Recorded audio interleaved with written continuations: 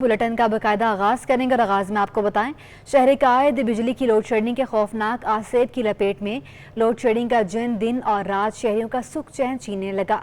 कई कई घंटों की बिजली की आंख मचोली के साथ साथ आसमान से बातें करते बिजली के बिलों ने शहरियों को परेशान कर दिया। लोड शेडिंग से सताए लोगों के तल्ख आयाम से आगाह कर रहे हैं वसीम इफ्तिखार अपनी इस रिपोर्ट में।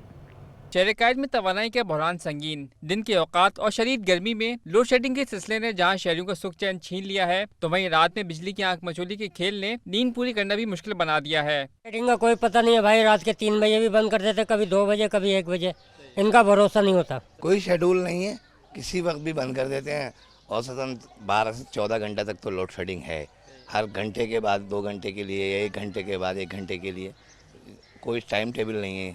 शहरी कहते हैं बिजली की कई कई घंटों की बंदिश से परेशान है, तो वहीं हजारों रुपयों के बिल देखकर हैरान हो जाते हैं। इतनी बत्ती जाती है, अल्लाह मुझे माफ़ करे। अब बिल इतने आते फल ले, जो हम रोटी भी नहीं खा सकते। बिल दो, बिल दो।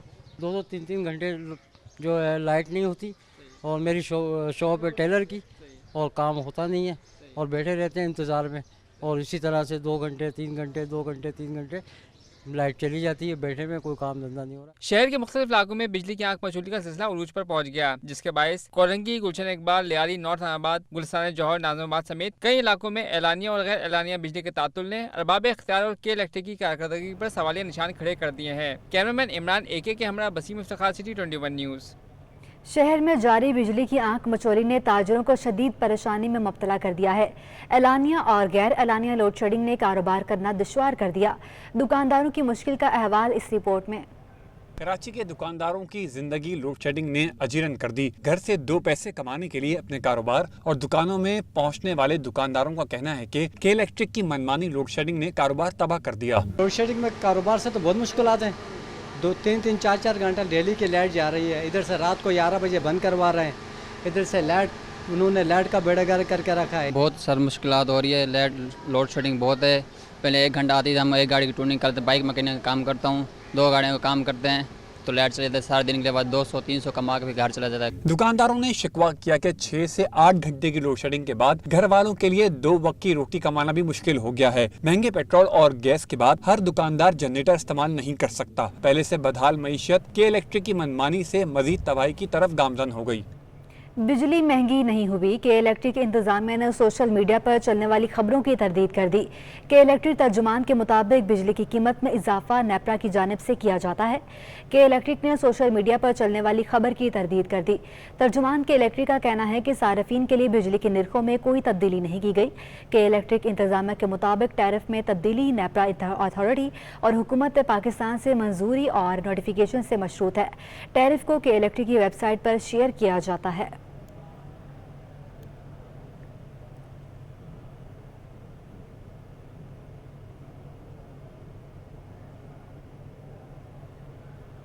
बारिश बरसाने वाले सिस्टम ने रुख बदल लिया। कराची में आज और कल तेज़ बारिश का इम्कान ख़त्म हो गया। महकमे मौसमियात ने मंगल और बुध को तेज़ बारिश की पेशगोई कर दी। डायरेक्टर जनरल मेट सरदार सरफराज का कहना था कि वेदर सिस्टम की शिद्दत में कमी आ रही है। सिस्टम का कुछ हिस्सा समुंदर की तरफ चला गया है। उन्होंने बताया कि वेदर सिस्टम का कुछ हिस्सा राजस्थान में मौजूद है। आज रात और कल बूंदाबांदी और हल्की बारिश का इम्कान है। सरदार सरफराज ने बताया कि शहर कायद में मंगल और बुध को तेज़ बारिश का इम्कान है। उन्होंने बताया कि मानसून का पहला स्पेल 6 जुलाई तक जारी रहने के इम्कानात हैं। मानसून का सीजन सर पर है, मगर कराची के बड़े नाले अब तक साफ नहीं हो सके। इन नालों की नाकिस सूरत-ए-हाल सामने आ गई है। गुलिस्तान जौहर से कुरंगी क्रैक तक 25 किलोमीटर तवील चौकर नाला भी कई मसाइल से दो चार है।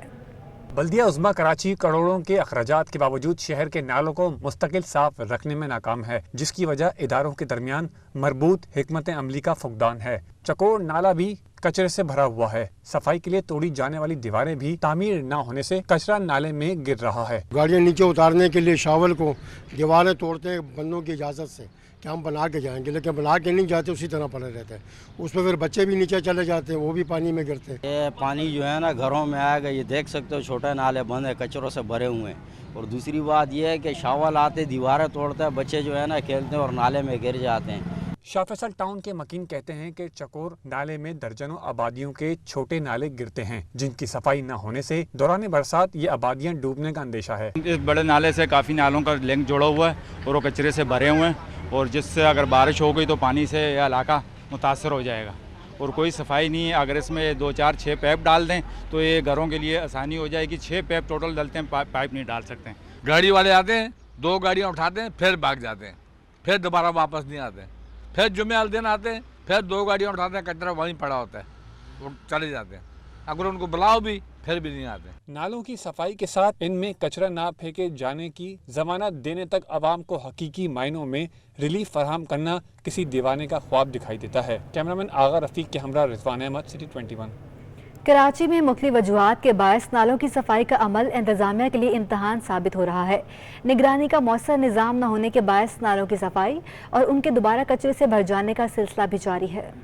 कराची में मानसून की बारिशें सर पर आ गई हैं, मगर नालों की सफाई केएमसी के लिए बड़ा इम्तिहान साबित हो रही हैं। नालों पर कायम कचरा कुंडियां, इनमें फेंका जाने वाला कचरा और नालों की जगह जगह से खुला होने के बाइस इनकी सफाई के खातिर ख्वाह नताइज बरामद नहीं हो रहे हैं। नहीं होती है, पानी खड़ा हो जाता है। नाले की आप सफाई गंदगी देख रही हैं, सिर्फ आगे आगे से साफ कर रहा, मुँह के पास से भी तो पूरे नाले रह गए, ऊपर का कचरा उठाया गया है। ये तो आज का आने का बोल लेते, अभी तक ये टाइम हो गया तो ये अभी तक नहीं आए उठाने, ना कचरा उठाने आए ना बाकी नाला साफ करने आए। हल्की सी बारिश में पानी रोडों नालों से बाहर आने लग जाता है तो ख़वातीन को परेशानी होती है बाइक वगैरह ले जाने के लिए।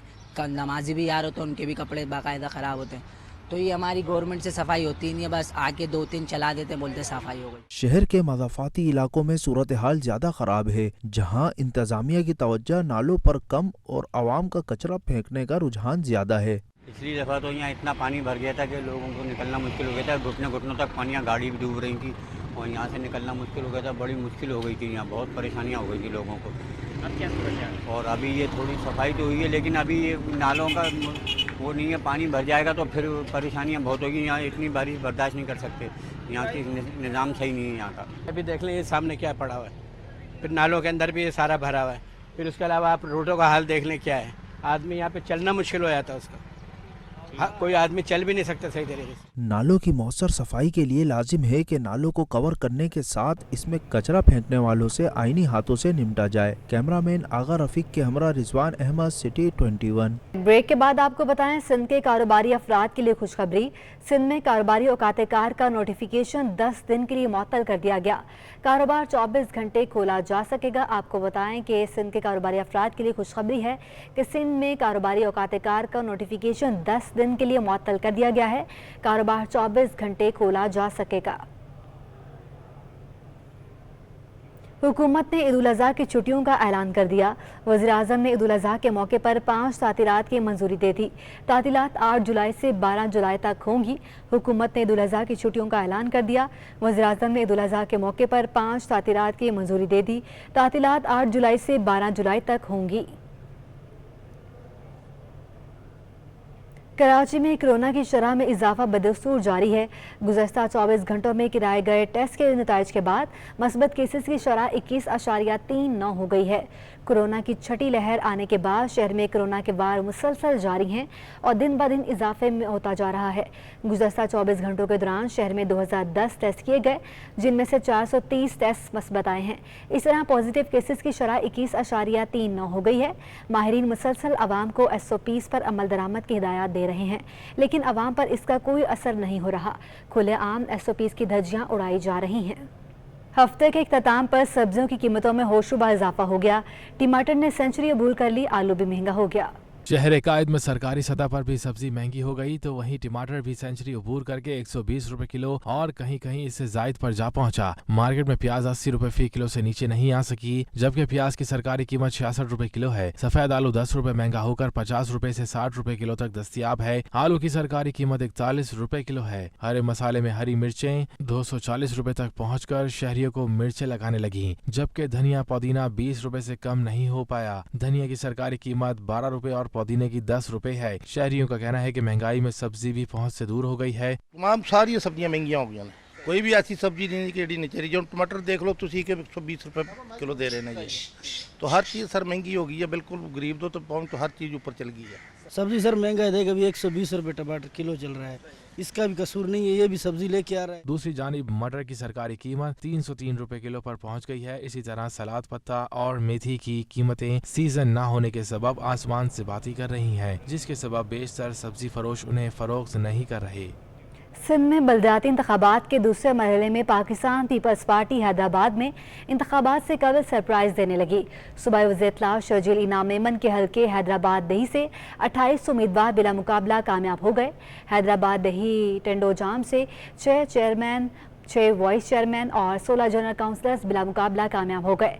पीपल्स पार्टी के नामजद करदा इन उम्मीदवारों के मद्दे मुकाबल PTI और दीगर जमातों के उम्मीदवार दस्तबरदार हो गए हैं।